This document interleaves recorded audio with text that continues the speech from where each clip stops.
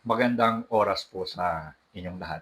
Yung pong salitang magandang oras ay ito po ay aking kinote lamang galing po kay Mr. Chavit Singson dahil napakahirap na bumati ng pagbati ng magandang umaga, magandang tanghali, magandang hapon o magandang gabi dahilan sa ang ating pong mga kasamahan na nanonood ay mula po sa iba't ibang bansa at dahil sa ito ay mula sa iba't ibang bansa ay iba-iba ang oras. Kaya pag sinabi mong magandang umaga, sa kanila naman ay gabi.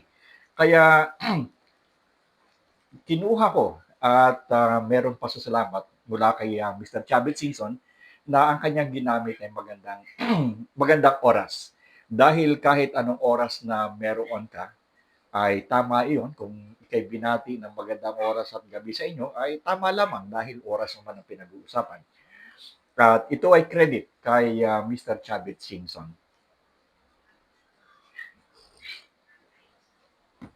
Ngayong oras na ito ay nais kong discusin natin o pag-aralan natin kung ano yung sinasabi ng o pinag-uusapan na sinasabing born again. Born again. At ito ay palasak na palasak sa Pilipinas. At dito kasi sa Pilipinas ay meron tayong isang kaugalian na kapag ang isang bagay ay nakitang maganda, ito ay dinuduplicate, replicate hanggang sa mas marami pa. At wala itong kinaibahan doon sa pagtitinda ng hot pandesal. Naalala ko nung araw, ay merong isa na nagpauso ng hot pandesal at yung hot pandesal na yon ay pumutok talaga at marami ang bumili sapagkat on the spot, binibili mo talagang mainit pa. Ang nangyari, dahil lang sa nakitang ito ay kumikita, at yung iba ay gusto rin na, gusto rin namang kumita. So ang nangyari ay yung isa ay naggawa ng hot pandesal din, nag-hot pandesal, yung naunang nag-hot pandesal sa halip na kumikita siya dahil sa yung nauna ay bawat dagdag ng hot pandesal ay bawas ng bawas dun sa kanyang customer na dumating ang panahon lahat sila'y nalugi. Lahat sila'y nalugi kasi wala na, lahat nakakalat na, wala nang ang bumibenta ay hindi na nasasapatan yung kanilang puhunan sapagkat dumami na ng dumami. At ito ay ugali ng mga Pilipino, lalo na sa tricycle. Ano? Makita nyo sa tricycle, kapag nakita na yung isang tricycle ay kumikita, kumikita yon, bibili rin ng tricycle yung isa, hanggang lahat na naka-tricycle na sa halip na kinita lamang ng isa, wala na rin siyang kinikita sapagkat naubos na lahat yung pasahero at kumalat na. At ito ay ugaling-ugali ng mga Pilipino na wala silang sinasabi natin na pangsarili na kanila lamang at pagkatapos ay hindi nagagayahin. Pag ito'y nakita na ito'y maganda, gagayahin ang gagayahin hanggang sa ito'y babakya na. Kumbaga sa terminology ng mga Pilipino ay nababakya na tuloy yung mga bagay na ginagawa dahilan sa ito'y parang naging palasak. Okay? Ngayong umaga, ang gusto kong bigyan ng pansin ay yung sinatawag na born again. Born again. At mapapansin ninyo, nung araw, wala namang born again eh. Time ng 1977, alam ko na ako ay nakaranas ng pagiging born again noong 1977. Pero wala pang born again na kumakalat. No? At hindi ko lang matandaan. Pero ang alam ko ay merong ilan dyan na mga mangangaral na hindi naman tunay na mangangaral, lumabas lamang at pagkatapos ay ginamit yung salitang born again. At nung gamitin yung born again na yon, ay kumalat ng kumalat ng kumalat ng kumalat ang pagiging born again. Pero ang problema, itong mga sumunod na born again na ito ay hindi naman naiintindihan kung ano ang ibig sabihin ng born again. Kaya nga, mapapansin mo, born again ka na ba? Born again ka na ba? Laging lang, born again ka na ba? Born again ako. Member na ako ng born again. So, sa halip na ang born again ay isang karanasan na dapat maranasan ng isang tao, ang nangyari tuloy, ang born again ay naging organisasyon. Ito ngayon ay naging isang samahan ng mga born again. Wala namang masama doon kung tunay na naranasan mo ang pagiging born again.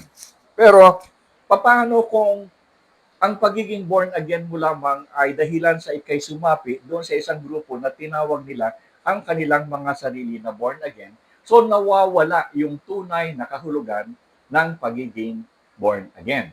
Ngayon, sa oras na ito ay gusto kong talakayin kung ano ba talaga ang ibig sabihin ng salitang born again o sa Tagalog ay ipanganak na muli, saan ito nanggaling, ano ang okasyon, sino-sino mga involved, at ano yung kanyang adhikain, bakit sinabi itong salitang born again na ito.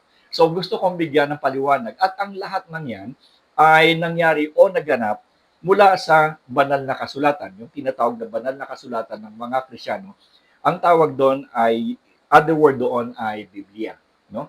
At ang Biblia, kung ikaw ay Kristiyano, ito yung iyong pinangahawakan sapagkat ang Biblia, kung baga sa kumpanya, ito yung collective bargaining agreement between the management and the employee. Ibig sabihin, ang collective bargaining agreement ay isang kasunduan simula ng kasunduan ng manggagawa at ng may-ari ng pagawaan. Ang tawag dito ay collective bargaining agreement. Ibig sabihin, nakasulat lahat dito kung ano ang pamantayan ng dalawa. Ito ang kagustuhan ng pagawaan, ito naman ang obligasyon ng mga manggagawa, at ito ay hindi po pwedeng suwayin sapagkat pag sinuway mo ang collective bargaining agreement, ay merong kaakibat na parusa kung sino man ang sumuway. Sa buhay ng mga Kristiyano, ganon din yan. Ang mga Kristiyano ay meron ding collective bargaining agreement with their God. At yun yung Bible. Dahil nandun sa Bible, ang lahat ng sinasabi kung ano ang gusto ng Diyos at kung ano ang gagawin ng tao at kung ano naman ang mga benepisyo na makukuha niya kung susundin niya ang sinasabi ng Diyos. Ito yung collective bargaining agreement. Kung kaya't ito ay tinawag nga na tipan. Ibig sabihin ng tipan ay kasunduan.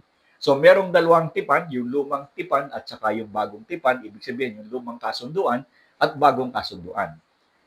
Sa oras na ito ay titingnan natin yung pagsasama ng dalawang kasunduan ito, ng lumang kasunduan at bagong kasunduan doon sa sinasabing born again or ipanganakang muli.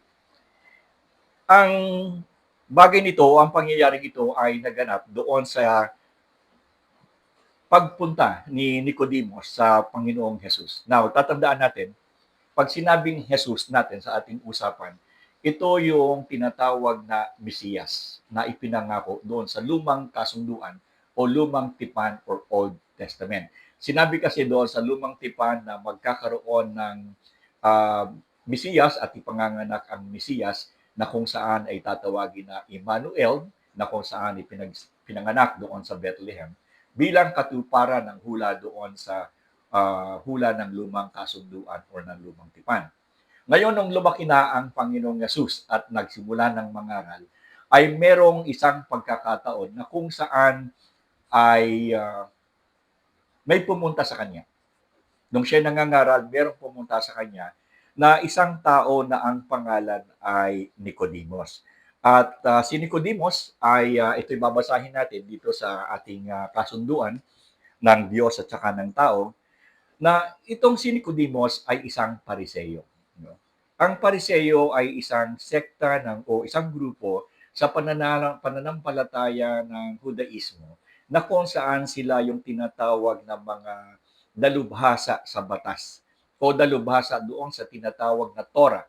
Yung Torah, ito yung unang 5 aklat sa kasulatan at ito rin yung tinatawag na batas ni Moises, the law of Moses, na kung saan nakasulat lahat dito ang mga pangyayaring naganap patungkol sa mga Israelita at kasama na rito nung sila ay nakulong o naging alipin doon sa Ehipto at ang pangyayaring naganap na ito na ating babalikan ay merong kinalaman na ang mga Hudyo nung umalis sa Ehipto at papunta na doon sa lupang pangako, nung sila'y nandoon sa ilang ay nagkaroon ng isang problema si Moises sa kanyang mga inililipat na Hudyo mula sa Ehipto papunta sa Kanaan.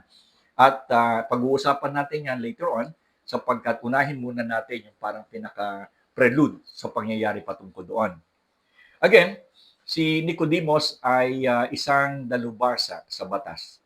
At napapansin natin noong panahon kasing iyon ay kaaway ng mga Pariseyo o hindi itinuturing ng mga Pariseyo na si Jesus ay tunay na Mesiyas.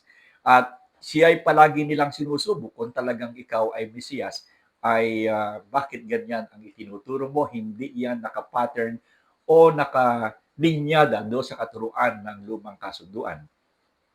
Ngayon, isa sa mga pariseyong ito ay si Nicodemus na medyo nag-aalangan siya patungkol sa turo ni Jesus.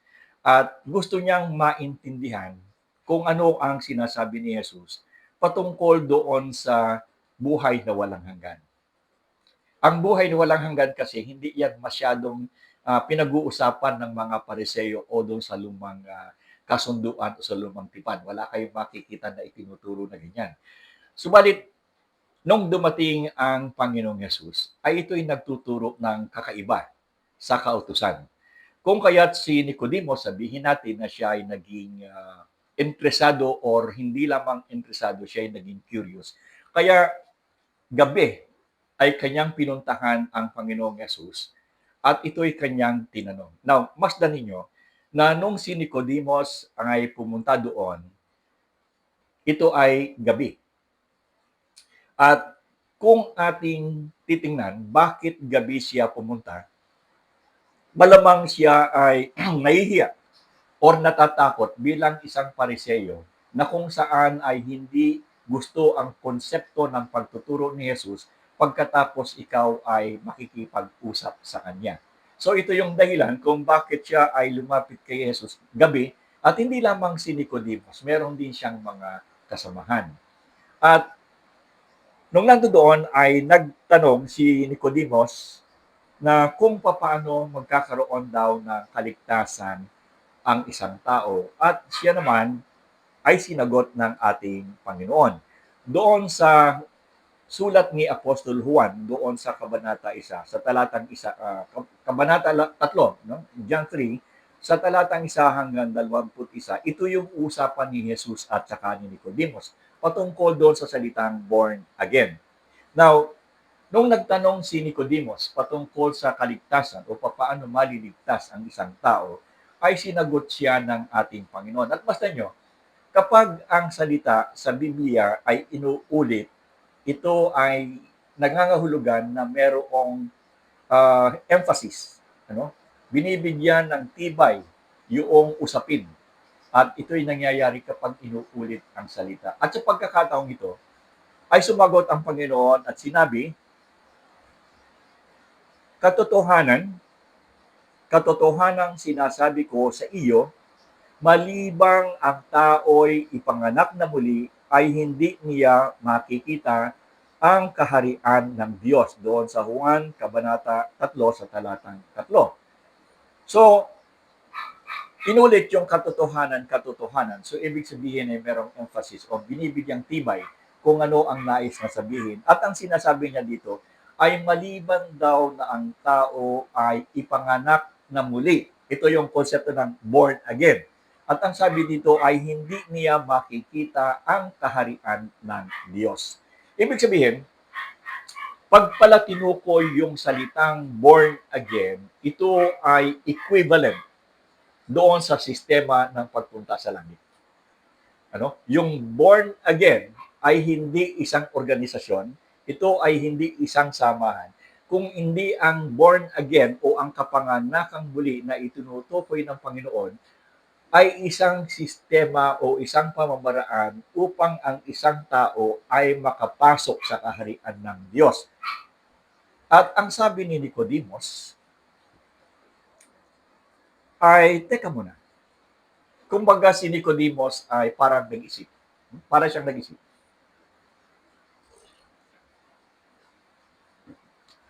Sinabi niya na, ako'y matanda na. Ako'y malaki na. Paano ako makakapasok sa kaharian? Ito'y adig ko na. Ito'y binibigyan ko na lang ng paliwanag. Parang sinasabi ni Nicodemus na papaano ako makakapasok sa kaharian ng langit? Wala na akong pag-asa sapagkat ang sinabi mo ay kinakailangang ipanganak na muli. Pero ito yung sinabi ni Nicodemus, papaano ako ipanganganak na muli? Ako yung malaki na. Ako bagay makapapasok pa sa tiyan ng aking ina para maging ipanganak na muli o maging born again. So, ang Panginoon kasi ay mapapansin ninyo, kung kayo nagbabasa ng Biblia, lalo na bagong tipan, basahin niyo yan, napakaganda niyan.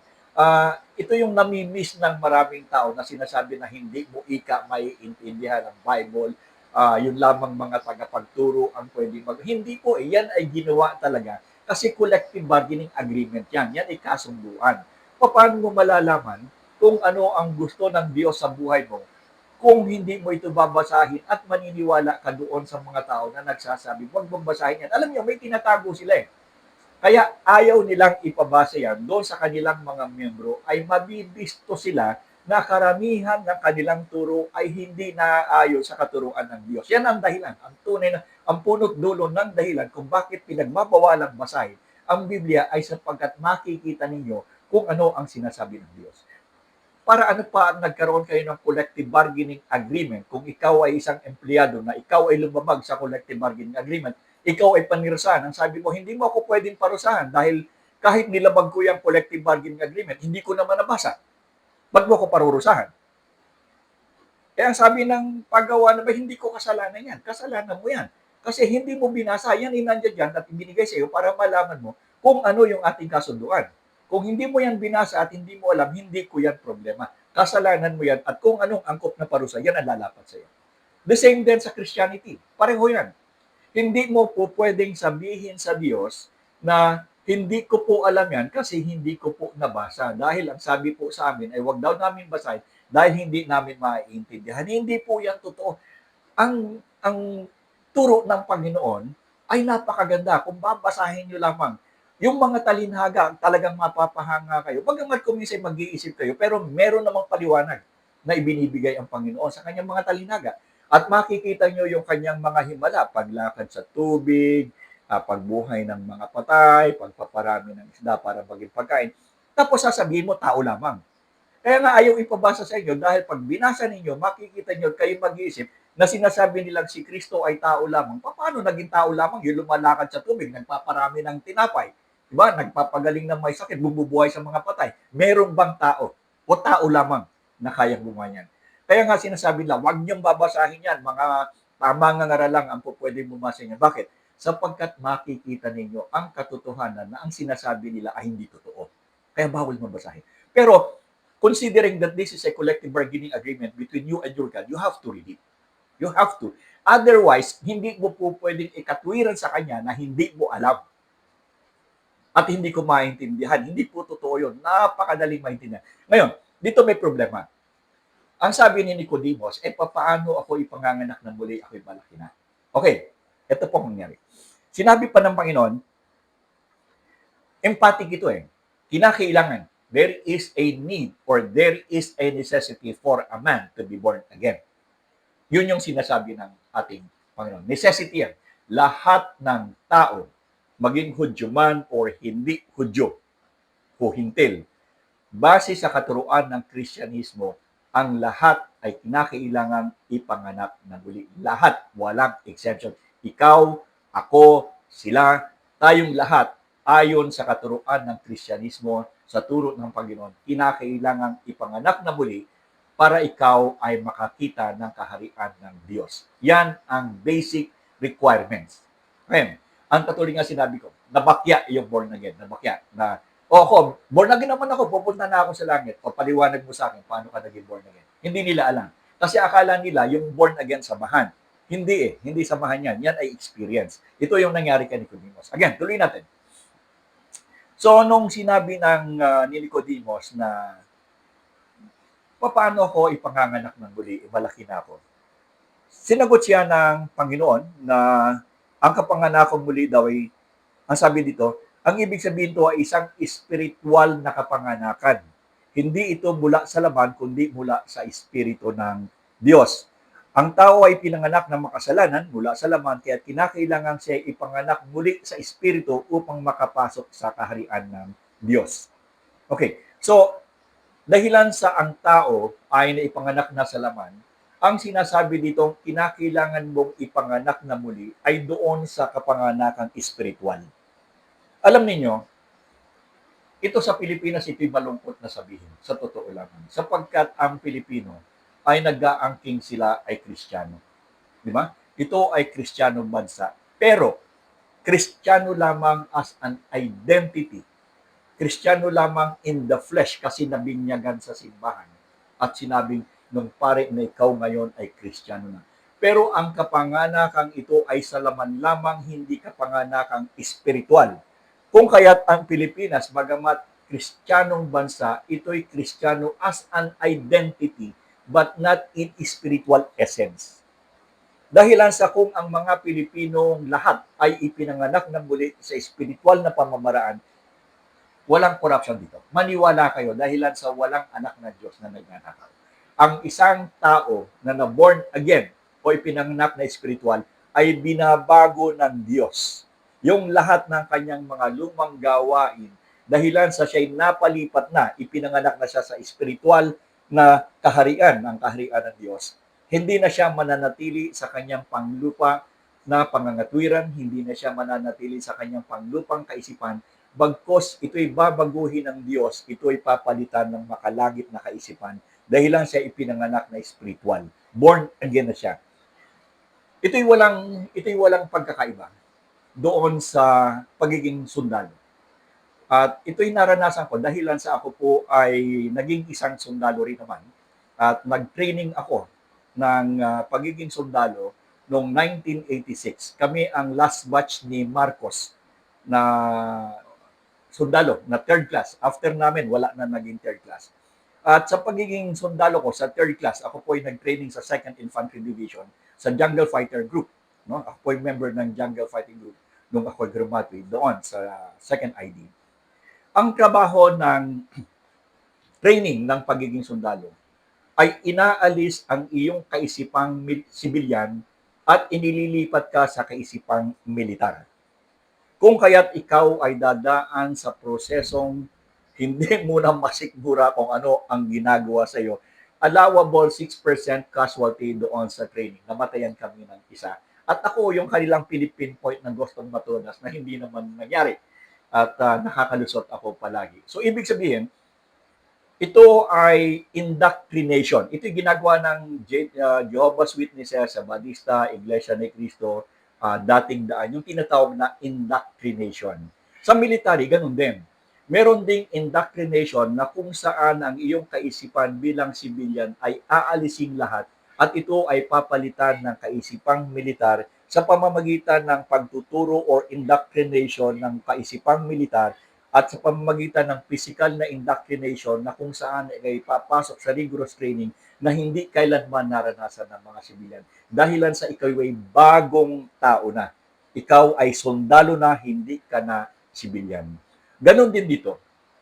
Ang sinasabi ng Panginoon ay mula sa pagiging makaisipang makalupa, pag ikaw ay ipinanganak na espiritual, babaguhin ng Diyos ang iyong kaisipan at ikaw ay bibigyan ng kaisipang espiritual na kung saan ay isang kaisipan na sumusunod sa kautusan ng Diyos. Yun ang ibig sabihin ng born again na hindi naintindihan ni Nicodemus. Kung kaya't ang Panginoon ay nagdagdag pa, hindi ka lamang dapat ipanganak sa espiritu na kung ibig sabihin ng espiritu ay maintindihan mo o ikaw ay mamuhay doon sa kagustuhan ng Diyos. At matapos mong maintindihan, matapos mong born again, hindi na natapos doon.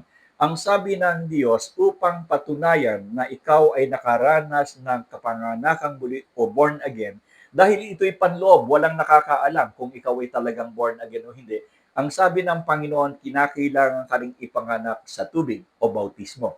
Ibig sabihin, dahilan sa kung ikaw ay na-born again na, sino nakakaalam kung talagang ikaw ay nakakilala sa Panginoon o hindi? Dahil kailang dalawa ang nagkakaintindihan. So, ang naging batayan dito at sinabi ng Panginoon, ipahayag mong panlabas yung iyong panloob na pananampalataya.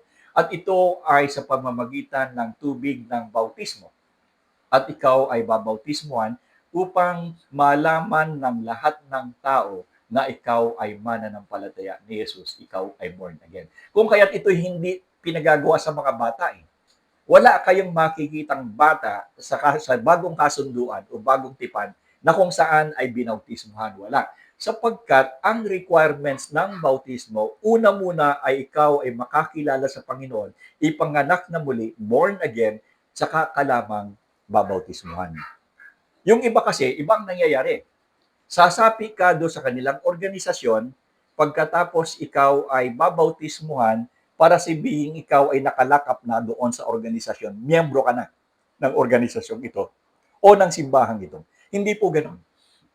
Dahil hindi membership ang bautismo. Ang bautismo ay ipinapahayag mo sa lahat ng tao at sinasabi mo na ako ay ipinanganak na muli. Ibig sabihin, ako ay sumunod sa Panginoon sa kanyang kautusan, sa kanyang kahilingan. At dahil dito, ipinapahayag ko kung ano ang aking nasa puso sa pamamagitan ng panlabas na pagpapakilala at ito ginagawa sa pamamagitan ng tubig ng bautismo. Yun yung tinatawag na espiritu at kinakailangan kang ipanganak ng spirit, tubig at ng espiritu. Ito yung dalawa. Being born again and to show to the people that you are born again, you have to be baptized. Pero requirements ba yung baptism sa kaligtasan? Hindi. Sapagkat nakita natin doon, nung ang Panginoon ay nakapako sa krus, yung isa sa mga salarin ay tumanggap sa Panginoon, nanampalataya, at siya tinanggap ng Panginoon, pero hindi siya nabautismuhan, pero siya naligtas. So, ibig sabihin, habang may panahon na ikaw ay kayang magpahayag kung ano ka sa pananampalataya, ay gawin mo. Pero hindi sinasabi na ang bautismo ay isang pamamaraan o pangangailangan upang ikaw ay maligtas. Hindi. This is an outward manifestations of your faith, showing to the people deep in my heart that you cannot see. I'm showing it in outward manifestations that I believe in Jesus Christ, that He is my Savior and God. Yun po ang ibig sabihin ng bautismo. Ngayon, merong isang pangyayari dahilan sa hindi maintindihan ni Nicodemus ang sinabi na you must be born again, ay gumawa ng isang recollection ang Panginoon. Dahilan sa si Nicodemus ay isang pariseyo. Alam ng Panginoon na alam ni Nicodemus ang kasaysayan ng Israelita nung sila'y lumabas sa Ehipto papunta ng Promised Land. Of course, alam ni Nicodemus yan kasi siya isang tagapagturo ng batas. Kung kaya't ang ginamit ng Panginoon dito ay isang pangyayari doon sa lumang tipan o sa lumang kasunduan na kung saan ang mga Israelita ay papunta na doon sa Promised Land. Papunta na sila doon. Ang nangyari, ang sabi ng Panginoon, ang kanilang pagkain doon ay mana. Ibig sabihin ng mana ay ito'y pagkain na nagmumula sa langit na kung saan ito yung parang pinaka-holy bread. Ano? At itong mga Israelita, nagreklamo na kay Moises. Abay Moises, sawang-sawa na kami dyan sa mana na yan. Sawang-sawa na kami. At palagi na lamang yan ay kinakain namin. So, dapat, mas mabuti pa nung nandun kami sa Ehipto, sabi ng mga Israelita. Dahil sa, doon nakakain namin kung ano yung mga gusto namin. Dito wala, puro mana na lamang. At ang nangyari, si Moises ay lumapit sa Panginoon. Ang tandaan ninyo, no, habang ang mga Israelita ay naglalakbay, meron silang tabernakulo doon eh. At yung tabernakulo na yon ay nahati sa dalawa, yung holy place o yung banal na lugar o yung kabanal-banal na lugar or Holy of Holies. At kasama nila ang Diyos, habang sila ay nagka-travel, ang Panginoon, kasama doon sa Ark of Covenant doon, nandoon ang Panginoon, kasama na habang sila ay nagka-travel. Yun yung tinatawag na Emmanuel, kasama natin ang Diyos. At nung nagsabi si Moises na Panginoon, nagrereklamo na ang mga Israelita, ang mga anak mo, na nananawa na raw sila doon sa pagkain ng mana, mas mabuti para doon sa Ehipto. At nagalit ang Panginoon. At ang sabi dito, do sa konteksto, do sa mga numbers o bilang sa 21:4-9, ang mga Israelita ay nagreklamo laban sa Diyos, kaya't, dito natin binabasa, kaya't pinarusahan sila ng mga makamandag na ahas, marami ang namatay. Pagkatapos nilang magsisi, iniutos nilang Iniutos ng Diyos kay Moises na gumawa ng tansong ahas at itaas ito. Sino mang titingin dito ay gagaling at hindi mamamatay. So, sinabi ng Panginoong Jesus kay Nicodemus, i-recall mo yung isang pangyayari doon na naganap doon sa ilang na kung saan nagreklamo ang mga Israelita. At nung magalit ang Panginoon ay pinadalhan ng maraming ahas at maraming mga Israelitang nagrereklamo ang namatay sa kagat nito. At nung napagtanto ng mga Israelita na sila ay nagkasala sa Panginoon at sila ay nagsisi at sinabi nila kay Moises na sabihin mo sa Diyos na kami nagkasala at kami nagsisisi. Kung kaya't ito naman ay tinapos ng Diyos sa pamamagitan ng sinabi kay Moises, Moises, ikaw ay gumawa ng tansong ahas at itaas mo ito doon sa sentro ng lugar. At sino bang ikang tumingin diyan sa tansong ahas na yan ay gagaling. Mawawala ang kamandag ng ahas sa kanya. So naintindihan ito ni Nicodemus.